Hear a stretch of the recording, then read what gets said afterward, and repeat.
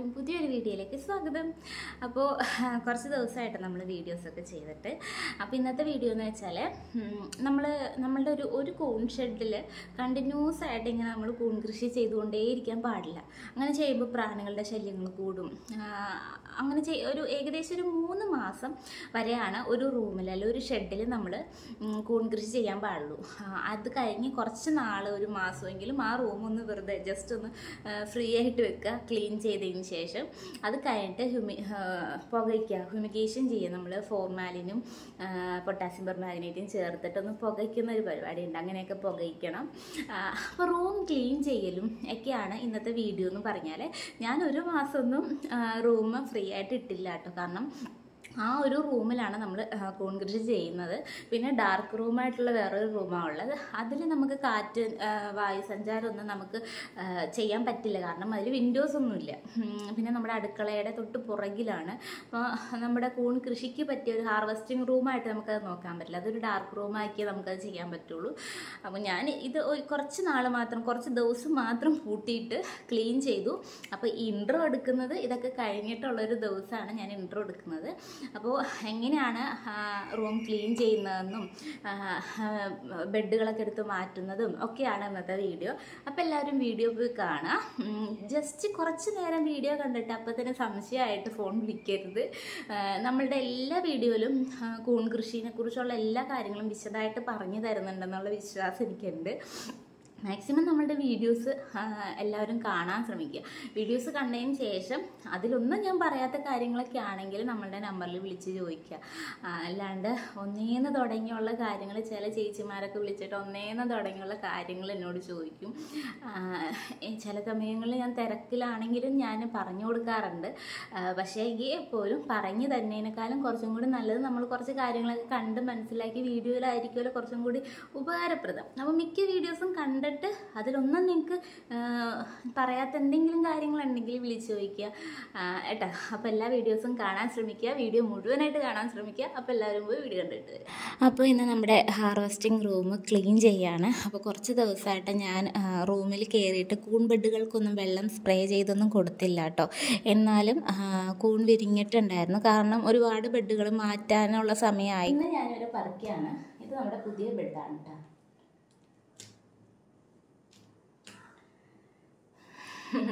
അപ്പം നമ്മൾ ആവിയിൽ പുഴുങ്ങി എടുത്ത ബെഡുകളാണ് ഇത്. അതിലെനിക്ക് 2 ബെഡ് കേടായി പോയിട്ടോ.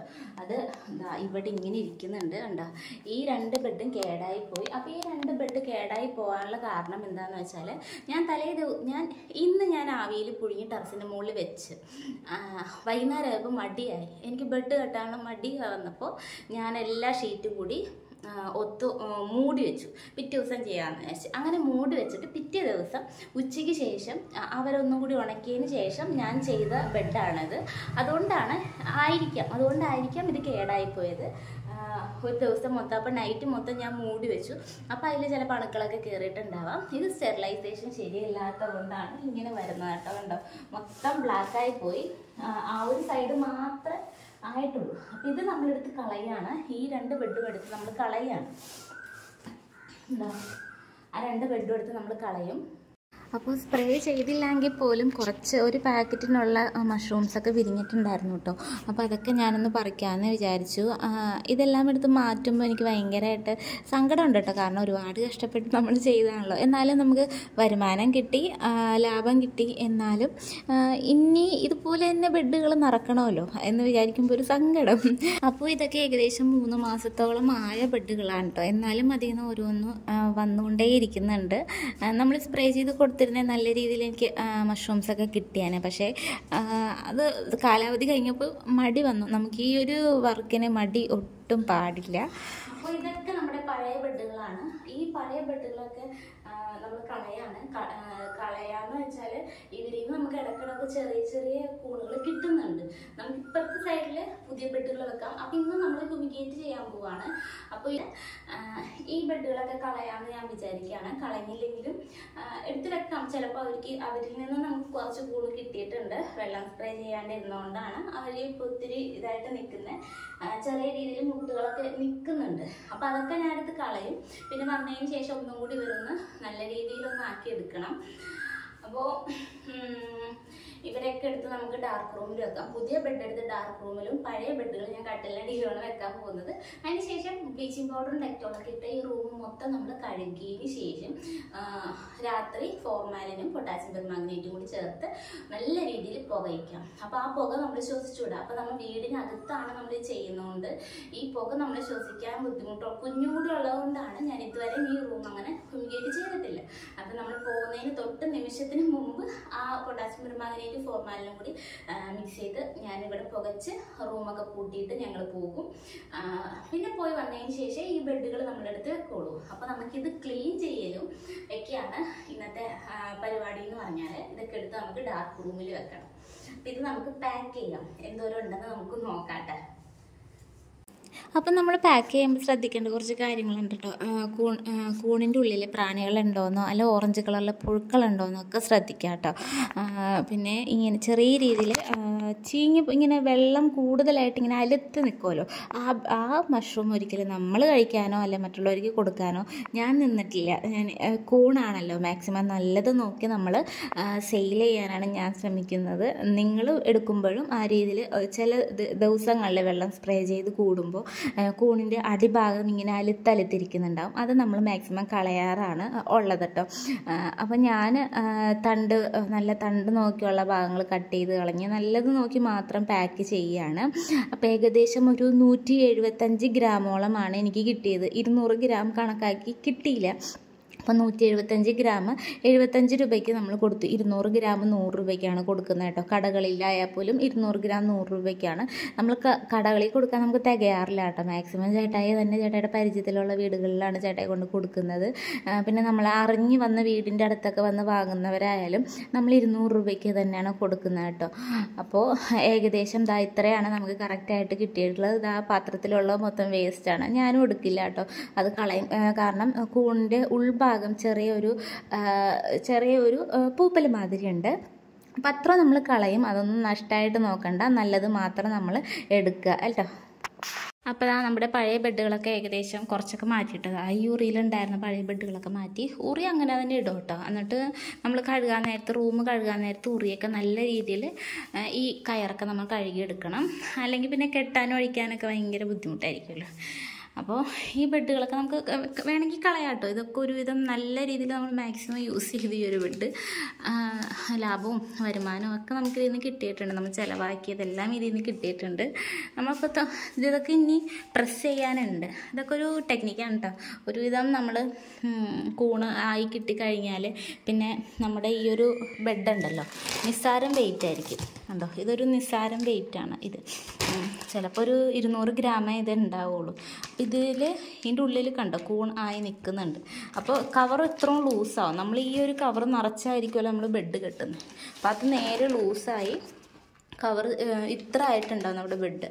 അപ്പോൾ നമ്മൾ പിന്നെ ചെയ്യേണ്ട ഒരു കാര്യം എന്ന് വെച്ചാൽ ഈ ഒരു കവർ നമ്മൾ ടൈറ്റാക്കുക, ഒന്നും കൂടെ പ്രസ് ചെയ്യുക. കണ്ടോ, ഒന്നും കൂടെ പ്രസ് ചെയ്യുമ്പോൾ കണ്ടോ 1/2 ഇഞ്ച് കനത്തിന് നമുക്ക് നമ്മുടെ ഈ ബെഡിന് കിട്ടും. കണ്ടോ, ഒരുവിധം നമ്മൾ യൂസ് ചെയ്ത് ഒരുവിധം നമ്മൾ മഷ്റൂംസൊക്കെ പറിച്ച് കഴിയുമ്പോൾ ഉള്ള നമ്മുടെ ബെഡിൻ്റെ ഒരു അളവാണിത് കേട്ടോ.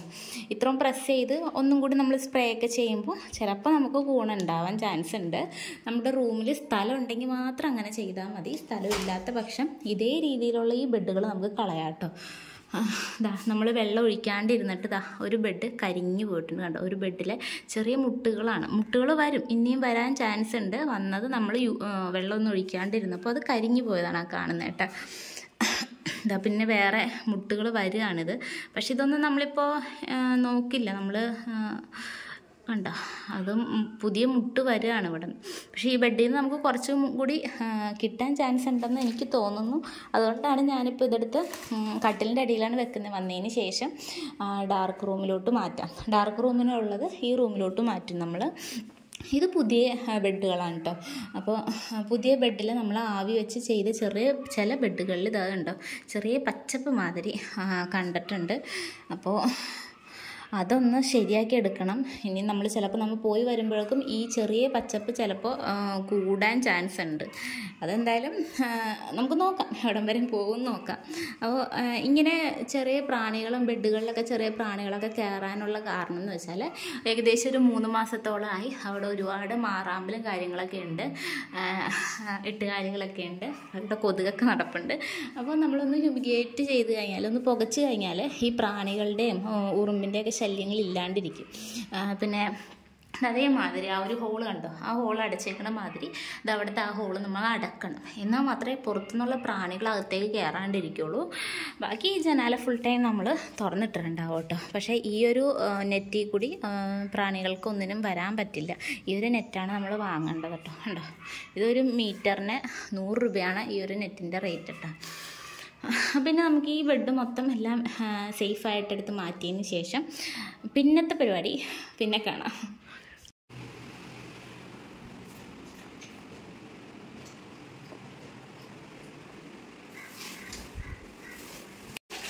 അപ്പോൾ ബ്ലീച്ചിങ് പൗഡറും ഡെറ്റോളും കൂടിയുള്ള വെള്ളമാണിത്.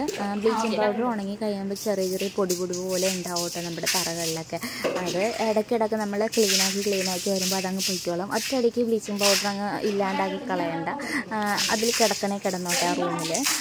കാരണം പല്ലികൾക്കും പ്രാണികൾക്കൊക്കെ ബ്ലീച്ചിങ് പൗഡർ തീരെ ഇഷ്ടമല്ലാത്ത സംഭവമാണ്. ഞാൻ മദലിലോട്ടും വിൻഡോയിലോട്ടൊക്കെ ഇങ്ങനെ ആ വെള്ളം ഒഴിച്ചപ്പോൾ ചെറിയ ചെറിയ പല്ലികൾ ഇങ്ങനെ ചാടി വരുന്നുണ്ടായിരുന്നു കേട്ടോ.